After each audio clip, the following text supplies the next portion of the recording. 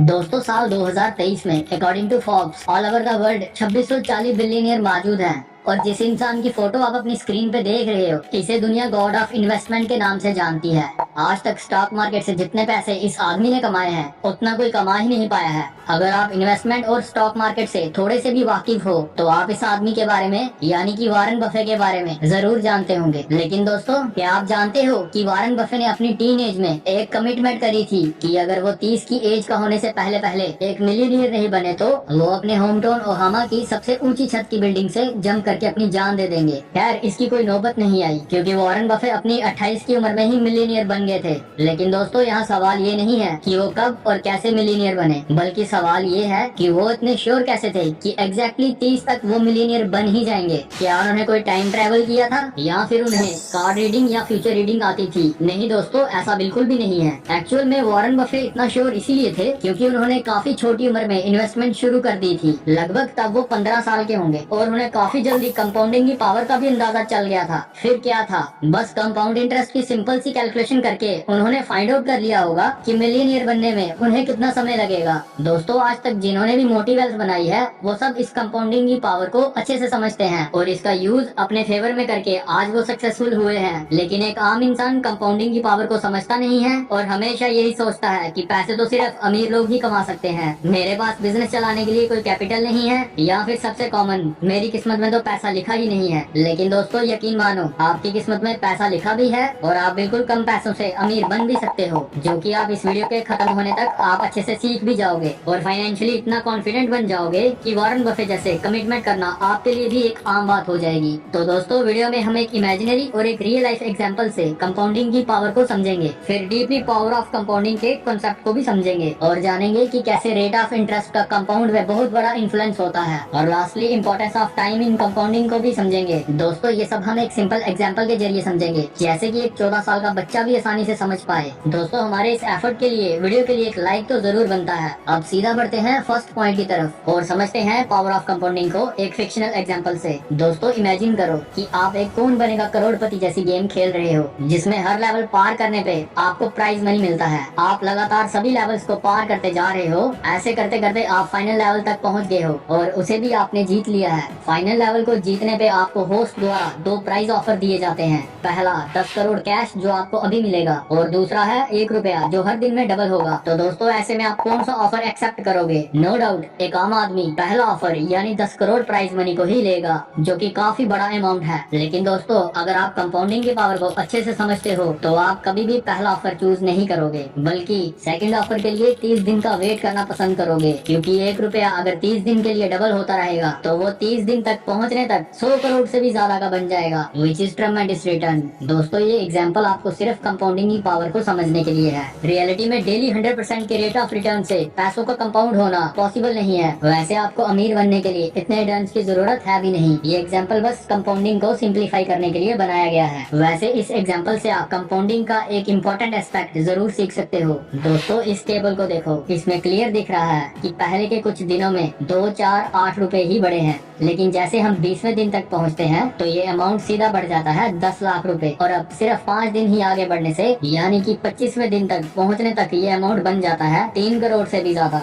और इसके आगे बस 5 दिन बढ़ने से ये अमाउंट सीधा ही 100 करोड़ से भी कुछ ज्यादा का बन जाता है। इनफैक्ट अगर 29वें और 30वें दिन को कंपेयर करो, एक ही दिन में पैसा 53 करोड़ से 107 करोड़ हुए हैं। दोस्तों, इसीलिए कहते हैं कि कंपाउंडिंग में टाइम बहुत बड़ा रोल प्ले करता है। अगर आप 29वें दिन पे ही रुक जाते, तो आपको सीधा 54 करोड़ रुपए का लॉस होता। इसीलिए इससे पहले कि आप इस वीडियो में आगे बढ़ें और कंपाउंडिंग को और गहराइयों से समझें, आपको ये पहले ही समझ लेना होगा कि पेशेंस कंपाउंडिंग में बहुत इंपॉर्टेंट है। इसके बिना कंपाउंडिंग का कोई मतलब नहीं है। और दोस्तों, अब वीडियो में आगे बढ़ते हैं कि कैसे कंपाउंडिंग रियल लाइफ में एक मैजिक की तरह काम करता है। दोस्तों, अगर आप स्टॉक मार्केट के बारे में थोड़ी सी भी जानकारी रखते हो, तो आप ये भी जानते होंगे कि टीवी पे कुछ चैनल्स आते हैं जिन पे स्टॉक टिप्स दिए जाते हैं so called stock market expert के द्वारा। ऐसे ही चैनल पे कुछ साल पहले, शायद 5 से 6 साल पहले की बात रही होगी, एक कॉलर की कॉल आती है जो अपना नाम बताता है रवि। रवि एक्सपर्ट्स को बताता है कि उसके दादाजी जो अभी इस दुनिया में नहीं है, उसके नाम एक कंपनी के कुछ शेयर्स करके हैं जो कि उसके ग्रैंडफादर ने 1990s में खरीदे थे। दोस्तों, जिस शेयर की वो कॉलर यानी रवि बात कर रहा था और जितनी क्वांटिटी में वो शेयर्स उसके पास थे, वो सब सुनकर एक्सपर्ट भी उसके सामने खुद को गरीब समझने लगे होंगे। रवि के पास MRF के 20,000 शेयर थे, जिसकी current value in terms of rupees 200 crore से भी ज्यादा की है। MRF कंपनी का एक शेयर 1 लाख रुपए के आसपास ट्रेड कर रहा है करंटली। रवि के दादा ने जब MRF के शेयर खरीदे थे उस समय यानी 1990 एक शेयर की कीमत 350 रुपए के आसपास थी और 1990 से 2023 तक अगर हम MRF के रिटर्न्स को कैलकुलेट करें तो इसके शेयर्स ने 32 सालों में कंपाउंड रेट 27 से 28 दिए हैं, जिसके कारण रवि के दादाजी की इन्वेस्टमेंट 200 गुना से ज्यादा की हो गई है। दोस्तों, इतने रिटर्न्स लेना भी हर किसी के बस की बात नहीं होगी, लेकिन एक्चुअली आपको इतने रिटर्न्स लेने की जरूरत है भी नहीं। अगर आप 15 से 20% के बीच का रिटर्न ले पाते हैं अपने 15 से 20 साल के करियर में, तो ये भी मोर देन इनफ होगा। तो दोस्तों, अगर आप स्टॉक इन्वेस्टमेंट की बात करें जो कि इस चैनल पे हम लोग करते हैं, तो अच्छे स्टॉक के लिए 15 से 20% के रिटर्न देना कोई बड़ी बात नहीं है। तो ऐसे स्टॉक पिकिंग के लिए आपको खुद का एनालाइज और रिसर्च करना चाहिए। इस वीडियो में लूंगा मारुति सुजुकी कंपनी को, जिससे कि इंडिया का हर आदमी अच्छे से वाकिफ होगा। तो दोस्तों, इसने पिछले 20 सालों में कंपाउंडेड 20% के रिटर्न दिए हैं। मारुति सुजुकी में अगर किसी ने 20 साल पहले 1 लाख रुपए इन्वेस्ट किए होते तो आज 50 लाख से ज्यादा बन गए होते। अगर हम कुछ सालों से देखें तो मारुति सुजुकी एक पर एक टॉप नॉच मॉडल लॉन्च कर रही है। तो दोस्तों, एज्यूम करते हैं कि ये कंपनी भी अगले 20 सालों के लिए अच्छा परफॉर्म करेगी, लेकिन हम 20% के रिटर्न एज्यूम करने के बजाय 25% का रिटर्न एक्सपेक्ट करेंगे। तो दोस्तों, इस रेट ऑफ रिटर्न पे अगर आप इस कंपनी में 1 लाख रुपए आज इन्वेस्ट कर देते हो, 20 सालों बाद 1 लाख की वैल्यू 85 लाख से ज्यादा की हो जाएगी, यानी आपकी इन्वेस्टमेंट 85 गुना हो जाएगी। 20 सालों में 85 गुना, वो भी सिर्फ 25% के रिटर्न से। तो दोस्तों, अगर आप सिस्टमैटिकली तरीके से किसी अच्छी कंपनी में 15 से 20 साल के लिए इन्वेस्ट करें, जैसा कि हमने अभी मारुति की एग्जांपल में देखा, तो आप आसानी से फाइनेंशियली फ्रीडम हो सकते हैं।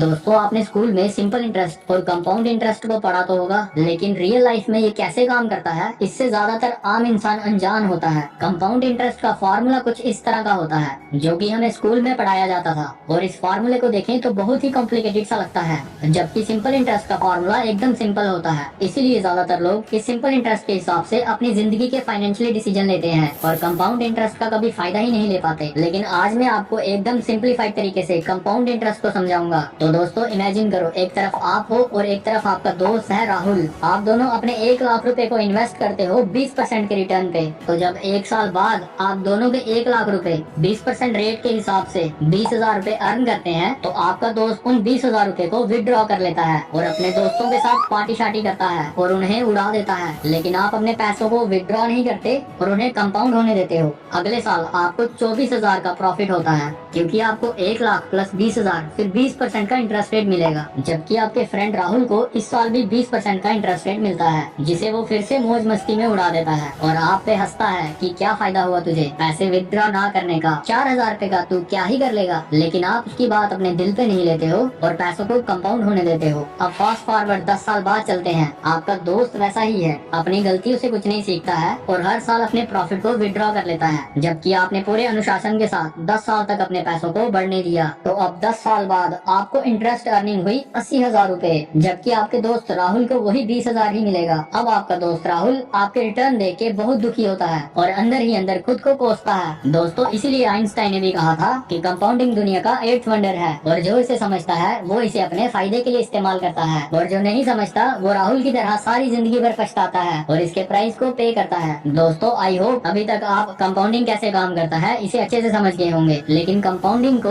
2 फैक्टर्स बहुत ही ज्यादा इफेक्ट करते हैं, जो है रेट ऑफ कंपाउंडिंग, यानी कितने रेट पे आपका पैसा कंपाउंड होगा, और दूसरा है टाइम ऑफ कंपाउंडिंग, यानी कि आप कितने लंबे समय तक अपना पैसा कंपाउंड होने देते हो। और दोस्तों, ये वीडियो का सबसे इम्पोर्टेंट पार्ट भी है, जिसे आप किसी भी हाल में मिस ना करें, क्योंकि अगर आप इन दोनों फैक्टर को अच्छे से नहीं समझोगे तो कंपाउंडिंग को अपने फेवर में काम करवाना बहुत मुश्किल हो जाएगा। दोस्तों, सबसे पहले हम समझते हैं रेट ऑफ कंपाउंडिंग को। हमने मारुति सुजुकी वाले एग्जांपल में ये देखा था कि अगर मारुति सुजुकी अगले 20 सालों के लिए 25% के रेट ऑफ इंटरेस्ट से कंपाउंड होगा तो हमारे 1 लाख रुपए 85 लाख बन जाएंगे। लेकिन दोस्तों, अगर हम इसे 25% के रेट ऑफ रिटर्न को बस 5% ही कम कर देंगे तो आपकी एक्चुअल रिटर्न में बहुत बड़ा असर पड़ेगा। आपका रिटर्न 2 गुना कम हो जाएगा। कितना कम, आइए देखते हैं। दोस्तों, इन 2 टेबल्स की लास्ट रो को ध्यान से देखो। फर्स्ट वाला टेबल मारुति सुजुकी के 20% के CAGR के साथ और सेकंड 25% के CAGR के साथ। दोस्तों, आप साफ साफ देख सकते हैं कि फर्स्ट टेबल में आपके 1 लाख रुपए की इन्वेस्टमेंट ग्रो होकर 37 लाख से कुछ ज्यादा की है, जबकि सेकंड टेबल में वही अमाउंट 85 लाख से भी ज्यादा है। रेट ऑफ इंटरेस्ट में बस 5% की कमी से आपको लगभग 48 लाख का लॉस हुआ है। इसीलिए दोस्तों रेट ऑफ कंपाउंड का बहुत बड़ा फैक्टर होता है, जिसे आप इग्नोर नहीं कर सकते अपनी इन्वेस्टमेंट डिसीजन के दौरान। एक और फैक्टर है जिसे अक्सर लोग ओवरलुक कर देते हैं, और वो है टाइम इन कंपाउंडिंग। आइए इसे एक एग्जाम्पल के साथ समझते हैं ताकि चीजों को ज्यादा सिंपल और इजी टू अंडरस्टैंड बनाया जा सके। तो दोस्तों मिलिए दो बहनों कीर्ति और करिश्मा से। कीर्ति और करिश्मा दोनों ही फ्रीलांसिंग का काम करती हैं और दोनों ही अच्छा खासा पैसा अर्न करती हैं। कीर्ति करिश्मा से 10 साल बड़ी है, करिश्मा 20 साल की है और कीर्ति 30 साल की। दोनों ने एक दिन डिसाइड किया कि वो अपने 40 की उम्र तक फाइनेंशियली फ्री होना चाहती हैं, क्योंकि कीर्ति करिश्मा से 10 साल बड़ी है और वो 10 साल पहले से काम कर रही है